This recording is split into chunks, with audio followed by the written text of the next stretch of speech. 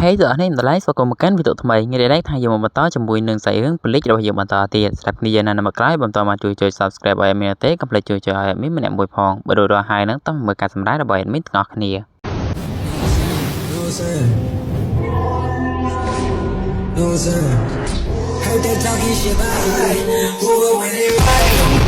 I'm alive, just looking to revive. Keep that vibe, me and the guys, we just likeบางตอนนั้นจะเรื่องคือเยอะหนึ่งไอ้ทางบนไปได้เกณฑ์โจนั่นคือบานไปในจมูกหนึ่งอิจิโกไปนั่งน้องกับบานมาดอได้นี่เกณฑ์โจกับบานดังทาเวียนนั่นคือดอนมองระบบกอได้ให้กอดคือเตาแต่เตากระไรกอดถวยกาเป็นพวกนั้นกอดกับบานใหญ่ปฏิการอิจิโกพวกได้ทางเราไงก้อยบุกเกนั่งจุกเนี่ยมาดองเตียดให้กลุ่มโนมือนี้กอดคือเตาที่สองเสกที่ไม่ก็บารอมตะเลยจีดาโปพองได้กอดแต่สารแต่ละบัวระบบกอนั่นคือเวียนนั่นคือบานบัดได้บานตายจีดาโปนั่นคือโดยจีมันกรอกแต่ซอใบยังมือตะเลยจีดาโปก่อนนั่นคือกับปงแต่เด็กโนเตให้สมองลังคอเราตายมาดองอิจิดาคือเงาคลามันแต่ทาตากูกากูชีบานนั่นคือนั่นคือจีนานาเตาให้ได้บานจีปูเยอะนั่นคือเราติดจูบเกณฑ์จังได้กอดกับมันเกิดพองได้ท่าไปให้จีบแบล็คแคร์นั่นคือมันบางประดอลจมูกนั่งปอร์เมียนามวยเอาลำเอิดแต่การปูเกย์ทั้งเราคะแนนโนเตให้กอดคือโดยจีมันตกเจอตัวที่ซอเอ็นเบนคือเพลย์ปรามในจมูกว่าแบล็คแคร์ปัดบุกอดโดยกอดนั่นคือมีจมูกท่าโยไรชีโนเตแมนจมูกท่าแบล็คแคร์โนเตก่อนท่าเอ็นเบนนั่นคือจังหาวท่าแบล็คแคร์จังแต่ฮีเมกับมันตกเจอพองได้ท่าบาตัวเบจีเยอะนั่นคือจอในเยอะยังไม่จะได้ยังตัวแต่ประกอบท่ากอดนั่นคือไอ้นอมเยอะต่อการกลายโซไซทีบ้านโดยมันจะมาฉลองการจมูกนั่งระบองนั่งโนเตเอ็นเบนคือเพลย์ปรามต่อการในต่อคณีท่ากลายในปูเกย์โดนเนื้อแกหาวท่าคือจีตีกรงเป็นเลิ้งได้ระบองแกหาวท่าคือจีโซไซทีจำแนกจำนวนกันด้านแกหาวท่าใส่ไรที่ได้เจียจำนวนกันดาวนังไอได้ล้างกับบานมาดอลปูเกกับบานดำในทัวร์ดำน้ำเตอร์กันลายกูชิบาเป็นนังอิจิดะกับบานเคยทายอิจิโกนั่นคือเต่าโนตีอิจิโกบานใหญ่พองได้ทายก่อนนั่นคือโนจำไว้เนี่ยจมูกในอาเปะเกนโจสันเป็นนังคือทายอิจิดะบานใหญ่ทายนั่นคือชกเลยซอยเตอร์อิจิดะบานจับเตียนจึงอิจิโกเตอร์แต่มาดอมแต่อิจิโกนั่นคือเต่าโนตีบุทายก่อนใครทายเปะเกนโจก็ทายก่อนรถแต่เคยทายอิจิโกคือรังตังคลังเป็ดเลยแค่บานดามากันยำขมายระบอกก่อนนั่งแต่มาดองทำตังใหญ่พองได้ทายแต่นั่นคือเพลย์ไฮแมนหายได้ตัวบานใหญ่นั่นคือบานมาดอกันไลนี่บุเป็นเทียบจีบระบอกรุกี้คือเวียคืออาศัยแต่เลือดดำน้ำมวยนี่เองโดยก้อนนังรงจำมือทาตานกนงดำน้ำมวยนี่เนี่ยน่าได้รังมอมจิงกีกันมากันไลรุกี้เว้นรุกี้กับบานตัวตะการเรนจีทาตาปูเก๋นังปลาตัวกันไลนาตีเรนจีกับบานใหญ่พองได้ทาเปเบเลียคือเวียนอติดจึงดับบนทั้งไงให้ปูเก๋นังนอมรุกี้นังตัวกันไลมือจมูกนังกันไลกาไปหาจุดบอลเลี้ยง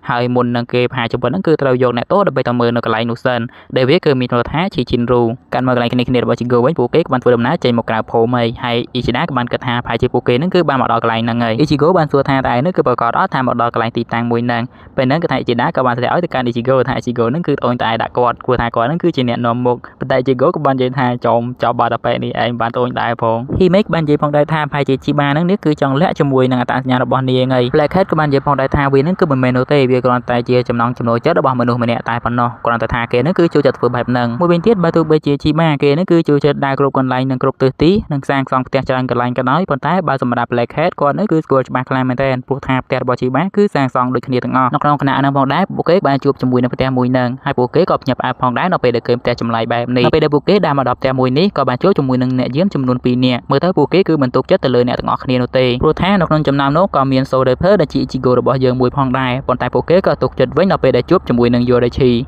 ពេលហ្នឹងពួកគេក៏បានផ្ញើផ្អាផងដែរព្រោះថាផ្ទះមួយនេះគ្រាន់តែចូលមកភ្លាមវាគឺមានចន្ទាចោះផ្លែតែម្ដងជាងហើយវាគឺចម្លែកខ្លាំងមែនទែនដល់មិនដូចជាមួយនៅផ្ទះធម្មតានោះទេនៅពេលដែលពួកគេចូលមកដល់ក្នុងបន្ទប់របស់ជីបានៅពេលហ្នឹងគាត់ថាអ្នកយើងបានប្រាប់ពួកគេចាំបន្តិចសិនប៉ុន្តែក៏ដោយសារតែឃើញថានាងគឺនៅស្ងាត់យូរពេកគាត់ក៏សម្រេចចិត្តថាបើកទ្វារតែម្ដងពេលហ្នឹងម្នាក់គឺពិតជាផ្ញើផ្អាខ្លាំងមែនទែននៅពេលដែលឃើញថាជីបាគឺជាមនុស្សស្រីពេលហ្នឹងគឺថាយោរិឈីក៏បាននិយាយផងដែរថាគាត់ហ្នឹងគឺមិនដែលនិយាយថាជីបាហ្នឹងគឺជាមនុស្សប្រុសនោះទេជីបាក៏បានសួរទៅកាន់យោរិឈីថាពួកគេទាំងហ្នឹងគឺជាពីណាគេយោរិឈីក៏បានបកស្រាយប្រាប់ទៅកាន់ជីបាថាតាមពិតទៅគាត់មកទីនេះគឺដើម្បីសុំជំនួយពីជីបាក៏បាននិយាយផងដែរថាគាត់នឹងគឺចូលចិត្តខ្លាំងមែនទែនជាមួយនឹងបញ្ហាដែលពិបាកកាត់មកកន្លែងរ៉េនជីគាត់បាននាំរូគីមកដល់កន្លែងជីជន់រួយរ៉េនជីបានប្រាប់ទៅកាន់រូគីឲ្យកន្លែងមើលទៅខាងក្រៅបង្អួចនិងបានប្រាប់ផងដែរថាអ្វីដែលនាងបានឃើញនោះវាគឺជាបុគ្គលសម្រាប់អាហារជីវិតនាងបរិបទមកទាំង4នាក់ក៏បានអរគុណទៅលើរ៉េនជីសម្រាប់ទីអ្នកទោមកកាន់ទីនេះផងដែរបើមើលទៅរ៉េនជីគឺពិតជានៅទៅលើរូគីខ្លាំងមែនទែនដោយហើយនេះគាត់ក៏បានសម្រេចចិត្តថាគាត់នឹងប្រាប់នៅរឿងមួយប្រាប់ទៅកាន់រូគីแล้วก็បាននិយាយផងដែរថាការពីម្សិលមិញគឺមានរាជការចំនួន4នាក់ដែលពួកគេក៏បានមកដល់ទីនេះប៉ុន្តែនៅក្នុងចំណោមនោះគឺមានម្នាក់មានដាវវែងហើយមានសក់ពណ៌លឿងទៀតផងបើមើលទៅរូគីគឺពិតជាភ្ញាក់ផ្អើលខ្លាំងមែនទែននៅពេលដែលឮនៅពាក្យបែបនេះកាត់មកគ្នារបស់ជីហ្គូនេះវិញជីបាក៏បានយល់ស្របជាមួយនឹងសំណើមួយនេះដោយនេះក៏បាននិយាយផងដែរថាបើជាប់ពាក់ព័ន្ធជាមួយនឹងអូរ៉ារ៉ាហើយនោះនាងគឺមិនមានសិទ្ធិក្នុងការប្រកែកនោះទេបើទោះបីជានាងមិនចង់ក៏ដោយជីបាក៏បាននិយាយបន្តទៀតផងដែរថាខ្ញុំគឺទុកចិត្តទៅលើលោកប៉ុន្តែក្មេងៗទាំង4នាក់នេះខ្ញុំគឺមិនទុកចិត្តនោះទេដោយនាងក៏បាននិយាយផងដែរថាក្មេងៗគឺរពើខ្លាំងណាស់ដោយ ហើយនេះខ្ញុំគឺមានឲ្យបងប្អូនរបស់ខ្ញុំដើម្បីមកមើលពួកគេប៉ុន្តែគេគឺដូចជាឆ្លើយពេកហើយមិនអាចកែប្រែបាននោះទេនៅពេលដែលបើកទ្វារចេញមកគឺថាបងប្រុសរបស់នាងគឺជាអាប៉ែក Kencho នឹងឯងនៅពេលហ្នឹង Kencho ជាមួយនឹង Ichigo ក៏បានស្រែកដាក់គ្នាតែម្ដងហើយម្នាក់គឺឡើងគៀងតែម្ដងហើយសំបីតែជីបាក៏គៀងផងដែរ